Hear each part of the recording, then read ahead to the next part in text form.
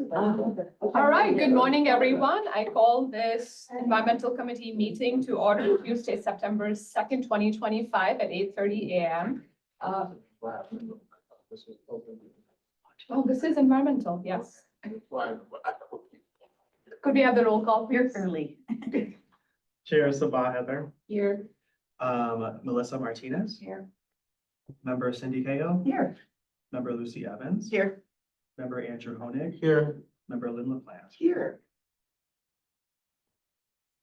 All right, for the chairwoman's remarks, I would like to start by thanking our previous environmental chair, Sheila Rutledge, for all her leadership and the work that she did to bring us where we are today. And in today's meeting, you will see all the amazing things that we are planning to do in our budget presentation. And I also like to congratulate Vice Chair Evans for being my new partner in crime, and welcome Board Member Martinez to the board, to this committee. We're excited to work with you. Moving on to public comment. Do we have any public comments? Did anyone sign? Oh, I forgot to fill out my thingy. It's okay. We were talking about Buckeyes over there, so. Hi, everybody. Good morning. So, wow. State Senator John Kern had a recycling extravaganza in Darien. It was absolutely so successful. The sheriff was there again to take medicines and syringes and EpiPens. It's a huge hit. It was well organized. It was really great. We've got our fall, a whole bunch of recycling extravaganzas coming up in September and October and a few in November. We're working on the pumpkin smash. We're going to lose Villa Park maybe this year. They disbanded their environmental commission. So I'm hoping that we'll figure out a way. I know we're hoping to figure out a way to get them to have their pumpkin smash still because they've had a really successful one. We're working on the cooking oil, so it takes a lot of ramping up. And we're working with the City of West Chicago on another location for drop off of cooking oil. So it's a quick update. Thank you. Any other public comment? I don't believe we have any. Thank you. Moving on to approval of minutes, I seek a motion to approve the environmental committee minutes. Regular meeting Tuesday, August 5th, 2025. We have a motion and a second. Any discussion on that? All right, minutes are approved. Moving All in favor? all in favor. Thank Aye. you. And I thought this was going to go without a moving on to our presentations, 25-2082 fiscal year 2026 Environmental Division. So good morning, Craig's going to get it up here on the monitor. Yep. Okay, so next slide. So while it looks like we didn't receive revenue until 2024, it's just because Environmental Division was moved under Facilities Management. So we have a new budget code. Those revenues actually are identical, or well, fairly identical from 2024. The charge for services is the revenue we receive from the DuPage transfer station from via the City of West Chicago. So that number fluctuates from year to year. That 92,608 is from the state of Illinois for our delegation agreement program with them, where we're doing the inspections for the non-hazardous waste facilities. Next slide. Same thing here. We did have expenses in 2022 to 2024. However, they're not reflected in this particular slide. I will show you in the next slide previous expenditures, which you'll see in a moment. So this is our operations budget. It also includes money that we do receive from the general fund for some of our programs. Next slide. So this is our general fund allocation, which gives you the history back to 2022. This is for the Sustainable DuPage, the marketing that we have done, the environmental summit, the HHW facility, environmental education and recycling events. That includes our electronics recycling, as well as our propane recycling and any expenses we incur for the sign recycling event. And then we do again have the 8,500 for the document shredding events that we allocate to our DuPage communities. Next slide. And then just real quick to see, here are some of our activities. I tried to put them under Cool DuPage being more sustainability related and energy related. And then Recycle Coach, that's the new widget that we did launch this last year. And so your recycling projects here are on the right-hand side. And I did want to point out that we do fall in the strategic plan under environmental stewardship. Any thoughts, questions, comments? Member Evans. Thank you, Chair. There was a slide that showed the services for like our outreach and full DuPage. That was Miles. Is it, is it a separate contractor that we're using? So do you want to go back to that one? I think it's the third slide or that Like one. professional Sorry, services? that one. I get, no, Is actually, it professional this one? services, right? Yes. Video marketing and that stuff. All right. Which one? That Uh, will stay. No, That's one next more. one, next one. Other way. No. No, other way. There we go. Are these, the professional services, are those, contractors or are they just basically billing our own internal people? So contractors, so the videos and marketing, you see that $60,000 is when we first started to create videos. And we actually used a marketing firm to create the videos that we're now using. The $5,000 is to pay for ad buys on Facebook, LinkedIn, Instagram. Okay. So Miles does do our regular social media and our daily social media.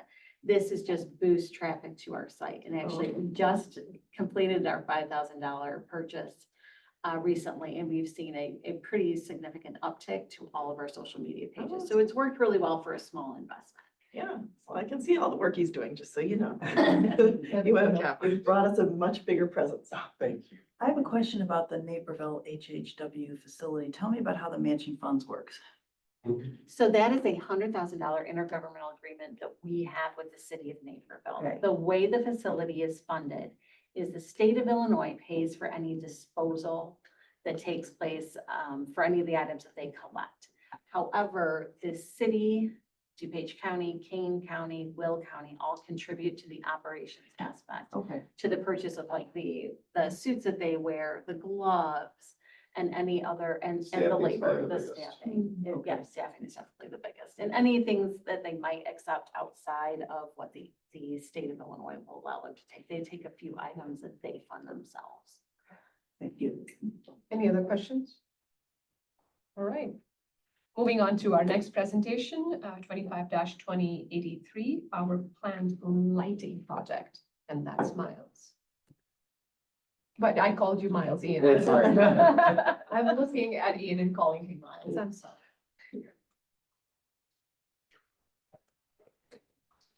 Good morning, everyone. Good morning.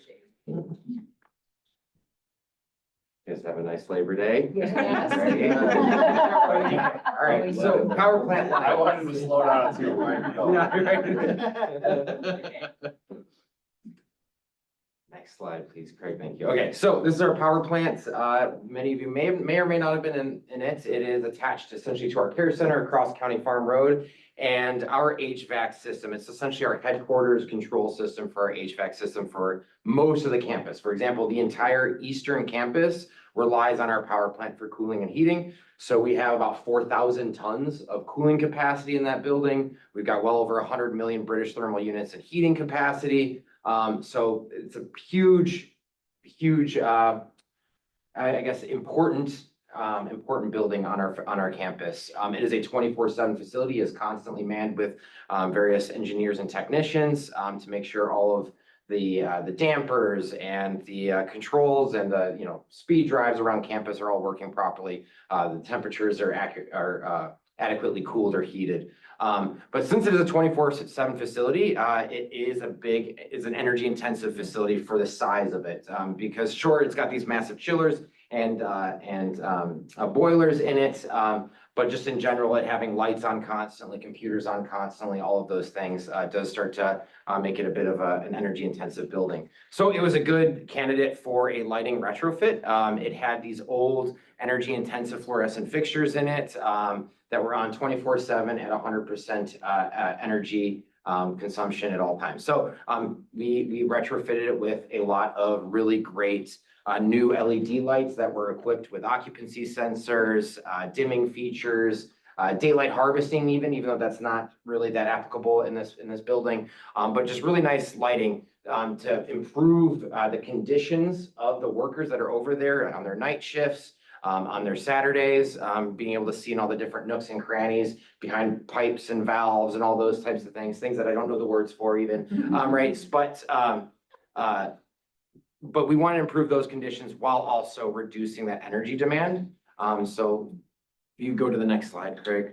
So here's just a before and after slide. The slide on the left we're focused on the light fixtures at the top there. Those are high bay lights. Those are very energy intensive. They've got about 6 fluorescent tubes in them, each at, I want to say about 60 watts each. So they're well over a few hundred watts in each one of those high bays. And we retrofitted them with nice LED lights that are much brighter. And those are actually dimmed down to 80% and they're Wow. still way brighter. They cut the energy demand in by about half. And they're also on occupancy sensing timers so that when somebody's not in the vicinity of those lights for a period of time, they will dim down to 10%. We never have them off completely, so there's always at least some kind of visibility on the floor. But they will dim down to 10% to save a significant amount of energy. And you can see just this is a good picture to show the various nooks and crannies. So for example, these kind of green machines here are the chillers themselves. And you can just see all the pipe work and things that technicians will need to look around. A lot of them use headlamps and things like that so that they can see what they're working on.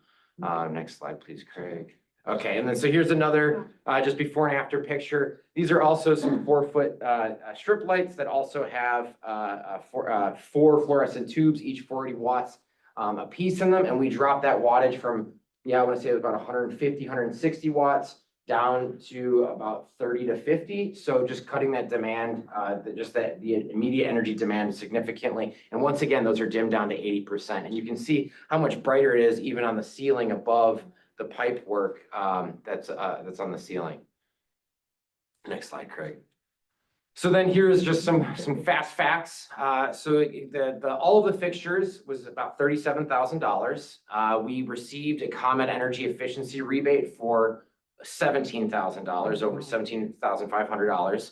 We decreased the energy demand by 55% and energy consumption, which is the actual amount of kilowatt hours that the facility uses, decreased by well over 75%. And that's because of those dimming features, those occupancy sensors.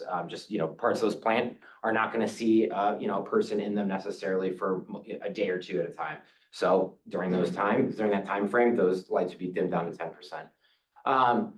The electricity savings, with electricity rising in costs, the savings also increase because we're saving electricity, and that electricity per kilowatt, that cost per kilowatt hours is rising. But right now it's approximately $16,000 in energy savings a year. So you can do some quick mental math. If the project cost is $37,000 and we're saving $16,000, the return on investment is quite good. We save over 62 metric tons of carbon dioxide emissions a year. And with the rebate included, the return on investment is 1.25 years. Joy coined this kind of final little sentence here, which I thought was great. It's a win-win-win. So it's a win for the environment because the carbon dioxide emissions, the energy reduction, win for budget because our electricians were able to install it. So it was a very cost-effective project with great cost savings. And then finally, a win for workers because now they have better lighting and working conditions. And once again, I just want to say thank you to the county electricians because they are a big part of why we can make these projects cost effective because we do not have to hire outside labor to do lighting installs. Thank you. Awesome, that's wonderful. Ian, could you tell us how, sorry, I thought he was done. How often would we have to have these lights replaced? What's About 25 years. 25 I forgot how many, it's like 50 to 60,000 hours of runtime. So Okay. about 20 to 25 years. So Yeah. even if we say 20 years times $16,000 a year minimum, Right. that's a pretty good return on Yeah, investment definitely, right there. definitely. Yep. Any other questions for Ian? Fantastic. It's great. Awesome, Thank you. thank you. Moving on to staff reports, 25-2081, State of Illinois Climate Pollution Reduction Grant. So I included in your packet, some excerpts from the state of Illinois had done that stakeholder meeting earlier this summer. So I did want to provide you with some of the highlights about kind of where the state is going with that $430 million. Craig, can you throw that slide? Thank you. Next slide. So this is something that was issued by the US EPA, state of Illinois applied, and they were the recipient of that $435 million grant. So they are talking with folks about how they're going to roll it out. Next slide. So part of the stakeholder meeting is they went through some of their ongoing, what they've been doing, and then where they're headed. Next slide. So I did want to include this for you. A lot of their focus is on transportation and power, and this is fun. You know, when you're looking at your greenhouse gas inventory, you're going to focus on the big users. Next slide. So these are the CPRG measures that the state of Illinois submitted. So clean buildings, clean freight, clean industry, clean agriculture, and then clean power. Of course, we will not be impacted by clean agriculture and freight. To some extent, we will be impacted, hopefully, by some of the improvements they are making to the region and some of the freight hubs. Next slide. This is probably where DuPage County will benefit the most, because we are looking at them investing in clean buildings, new clean buildings, existing buildings. We're hoping that they format it in a way where perhaps it can help with the Sustainable DuPage program. Some of that funding will run through CDAC, we're hoping. So just wanted to share this with the committee, where they're going. And then community geothermal, that may very well end up being very similar to the solar switch program, where it's a group buy. I'm not quite sure how that's going to roll out just yet. Contractor training, our work, we'll dial in Lisa and her folks with the WorkNet training and try to capitalize as much as we can on this funding. Next slide. Clean transportation probably won't impact us all that much. However, as they are cleaning up the rail yards and some of the metro lines, we will benefit from lower emissions. Next slide. And then here's clean industry. This is something that I'm hoping to capitalize on as well. Earlier this summer, I did send you, the state rolled out a fluoridated gas reduction program for targeting grocery stores. That's where they're going with this. A lot of the refrigerants are big emitters. So we're hoping that they will roll out more funding to retrofit existing refrigeration systems. Next slide. Clean agriculture, probably we won't be affected by this one all that much, but it's part of their program. Next slide. And then clean power. So probably not impacting us directly, but it will at least increase the amount of clean power that ComEd is generating, increase the amount of clean power that we as users will be able to purchase. So that's where that is going. And I think that's the last slide, Greg. Is that the last one? Yeah. Okay. So just wanted to bring you all up to speed that we are watching this, and we are hoping that these programs roll out in the near future so that we can take advantage of them. And you can go see that. Quick question for you, in terms of federal funding versus state funding for these programs, is that going to affect what's happening with these programs? That's my first question. Very good question. We are being told that this funding is secure and in place. Okay, good. Second question, data centers seem to be a big thing. Will these be helping with the clean buildings in terms of the new data centers that are coming? I know that water usage and things like that is a big concern. It's a very good question. I can ask. I will email JC Kennedy to find out if they're going to target data centers and let you know. All right, perfect. Thank you. Member Evans. Thank you, Madam Chair. This is probably more of a question for Tim Harbaugh, but with a matter of timing, I see that there's maybe money for geothermal.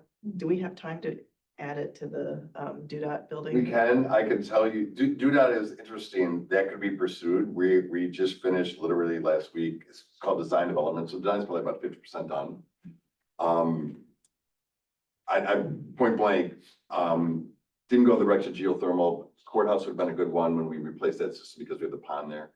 I think geothermal, my personal opinion, has a little bit more ways to go. I think it's getting closer all the time. But with the schedules that we had to meet with CARES Act work, it was not feasible there. I think that water bodies are a better opportunity to use geothermal than borings. That's been my experience. You know, pond didn't quite have the depth that is required for geothermal at that location.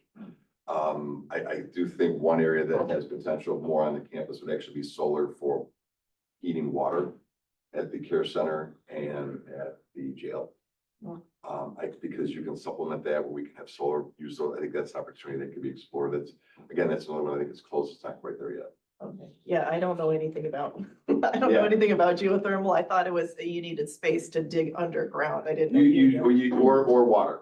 Oh, I mean, the beauty with water is you're trying, instead of taking outside air, you can take water from a pond, and as you go to a deeper depth, you're not taking outside air that is at a real number of 0 degrees in January. What it is you're taking the air through the pond where you're getting that water instead of you're heating that air up okay, to get it to a warmer temperature. That's kind of the concept of how geothermal works. okay, thank you. Any other questions? Right, moving on to old business. Do we have any old business? Any new business? Without objection, we are adjourned. Thank you, everyone.